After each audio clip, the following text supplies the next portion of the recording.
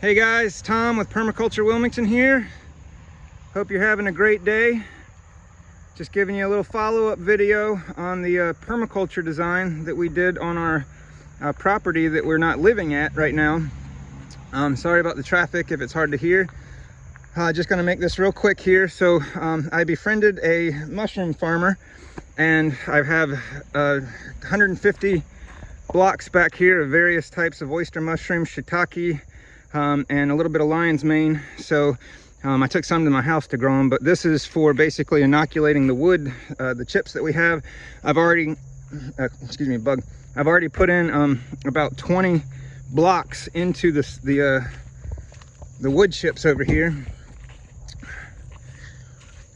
So just to give you an idea, this whole area is about 1.5 feet deep with wood chips. You can see the dip that's here. So this was a raised driveway with gravel that was brought in, and then this was a dip that went down, but now the wood chips are actually higher than the driveway. But we've planted about 40 to 50 trees, and a lot of them are smaller. Like you can see, this one over here is a native persimmon, so we went with a lot of natives. This is a native elderberry, and this one did absolutely phenomenal this year, and we've even got elderberries to take home.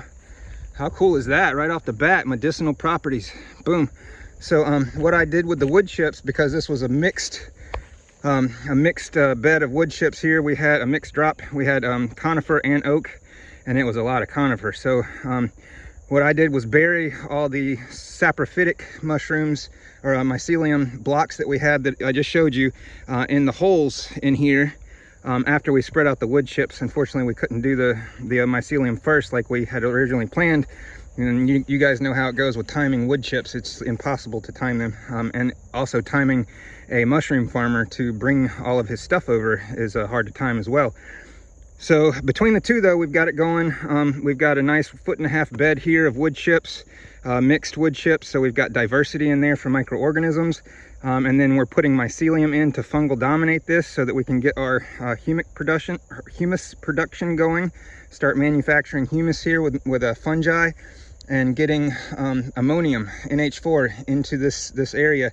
This is generally all weeds, so it is very low in ammonium and high in nitrate as a result. So we've just been clearing it basically to park the cars and things, but now we're going to convert it so that we can just take this substrate when we're done, this compost, in about 1.5 years or so from now, and we're going to move it over to the food forest area that we've got going. So this is basically our area that we accumulate all of our materials in.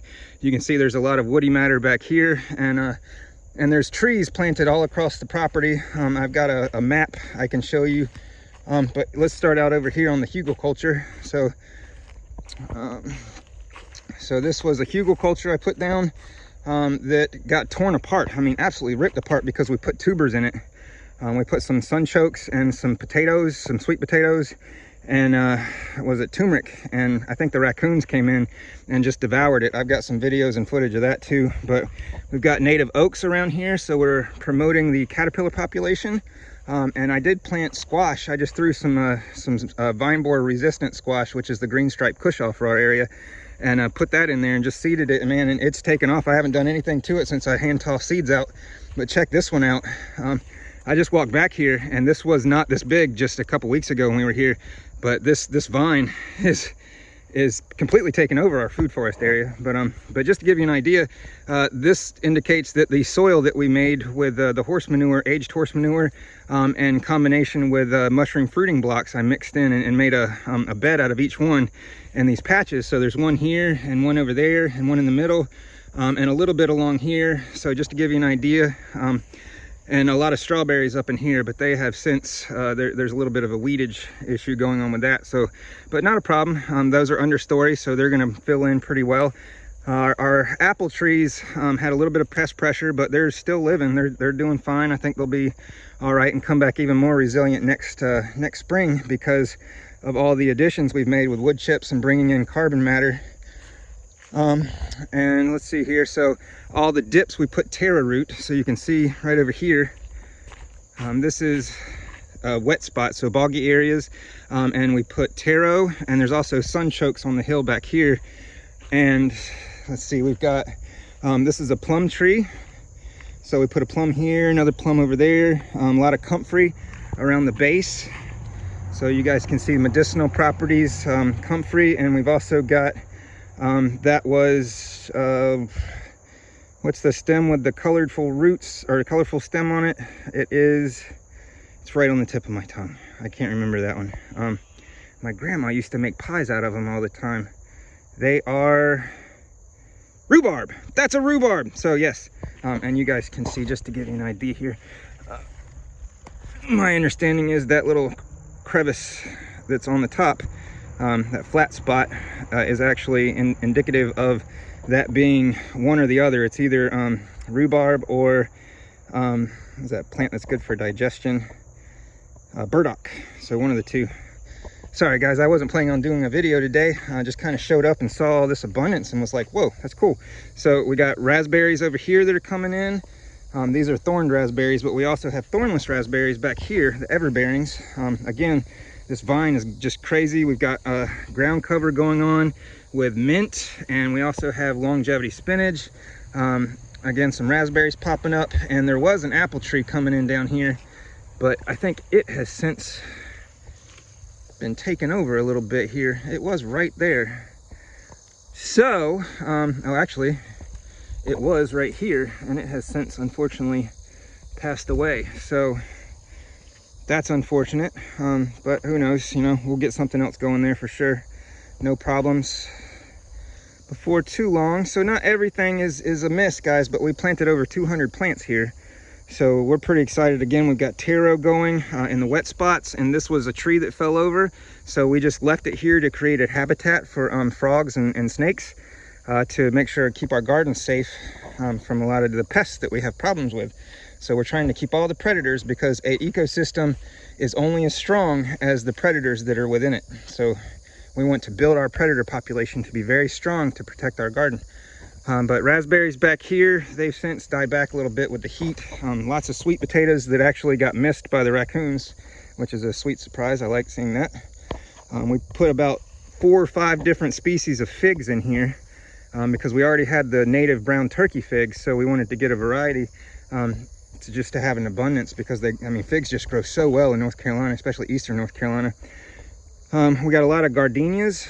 We eat the flowers, put them on salads and things. It's kind of like putting marshmallow on a salad. It's pretty good. But again, the sweet potatoes, actually, they didn't get them all, so they got some. And this is Daikon Radish coming up that we actually grew, and this was a self-seeding. You can see some of the, well, actually they've all fallen over. But yeah, so the daikon actually grew here, and then we just used it to scatter around as a chop and drop and self-seed itself. So but yeah guys, just filling you in here. We're getting some bee boxes going pretty soon. We're setting them up now, and this is our little path around the outside. This is azaleas, and around the azaleas we put blueberry, because they're in the same kind of consortium family in terms of needing the same microbes, I found out. So that was nice to know. And they've taken off. They're not exceptionally well right now. They're not growing prolifically, as they say, but this is a first year kind of thing. So where'd they go? So here's one. So it came back a little bit. In truth, I put a compost tea on it that it had molasses, and well, if you pay attention to Elaine Ingham, molasses is what you want to stay away from. And you know, everybody's doing it, so I just thought, you know, it can't be true, but yeah, it's true. Don't do that. So we've got, this is a loquat, and we love loquats, so we've got a couple of those on site. There was, oh sweet, yes, this is very good news. That's a chestnut, or actually I think it's chestnut or hazelnut. Which one we got going on? We got that's a Farrellwood Select, and that is a hazelnut. So we are hazelnutting it up, guys. I'm pretty excited about our nuts. We got a lot of nut trees. I'm really excited about getting those bees going. We've been studying up before we actually get it going. We put some pecans around, hazelnuts, chestnuts, so lots of good trees. Trying to just make diversity in here. Again, gardenias mixed in. We're trying to keep all of our oaks, so if there's an oak or a maple growing, we just leave it where it is. But this is a chestnut. We're excited about this one. It's doing really well. Hasn't had much pest pressure at all. And again, we mulched around all the trees to make sure they're moist, because we live so far away we can't come and water them. And this is a pecan. We're excited about that. We even got a little turmeric coming up. How about that, guys? How about that indeed? Wasn't expecting that. So turmeric growing underneath the pecan. But this is a little boggy area, and this is raised up, so I think this is going to be good, because this is a jug loam. It can handle toxicity in the soil, and it can also put a little toxicity in the soil. I found out that jug loam. But yeah, guys, so we got mulberry coming up over here. Here's a nice mulberry coming in. Again, this is the other side of the hugelkultur. That, I mean, it's a hugelkultur. It's made for making soil. It's not made for growing plants. So actually, it's not really doing bad, to be honest with you. It could be covered up where the forest animals came and dug it out a little bit. They took all the dirt out, trying to get in between the logs to get down to where I had put the tubers. I was trying to be smart and stick them between the wood, so they could grow out, and that way the animals couldn't get to them. But the animals just dug out the dirt. Go figure, right? Smart animals. But yeah, so guys, this is the other side coming out of the woods. And I'll go ahead and tell you the truth here. This is the real deal. Look, everything is not perfect. You know, there's some things we just had to work with. Like, for instance, the wood chips were fresh, and we needed to scatter them out, and we had already put a tree here. So we just decided to go ahead and see if the wood chips were going to hurt the growth of the tree, and it turns out they did. So this was a young tree. Had it had deeper roots, it would not have been a problem, but because the roots were so shallow, the enzymes from these fresh wood chips, I feel, in this dip as it rained, accumulated moisture, and then those enzymes just turned to acid and basically invoked anaerobic activity, I believe, or at least some kind of reduced oxygen, because the health of this plant could definitely be better. So it was bushy just about 3-4 weeks ago when we had first put these wood chips down, but it was showing signs of dryness, like the soil had been too dry at the time. So you mix really dry soil, and then the plants don't get their microbes, don't have the immune support, and then you just throw in a bunch of water and log the soil full of water, and the ones that wake up are actually the bad ones. So this is probably a result of something along those lines. But you know, this is all interpretation, guys. That's all it is. It's just learning and interpreting, trying to make observations and trying to make the most of our actions, so that we put our energy into the right places and get the most out of it. I mean, everything has got trees around it. We got a great mulberry, a mulberry right here that we planted this year, figs back here that we planted. We've got some, these are hickories, so we want nuts, a lot of nuts, a lot of plants that contribute to the local wildlife. Comfrey around the base, and a mulberry that could not be happier, I think. But yeah, so all in all, guys, this is basically what we're working with. And that's the circle. The lot actually goes back. There's another acre back there, and we did plant more trees, but I think you get the gist of what I'm trying to show you today. So I hope you're doing well. Again, all the boggy areas, taro works great, man. So yeah, hope you guys are having a great day. This is Tom. My YouTube channel is Permaculture Wilmington, and I've got a Facebook page that's North Carolina Permaculture, and you can go to northcarolinapermaculture.com, and that's how you find me. Ask any questions you want to. Happy to answer. Have a great day.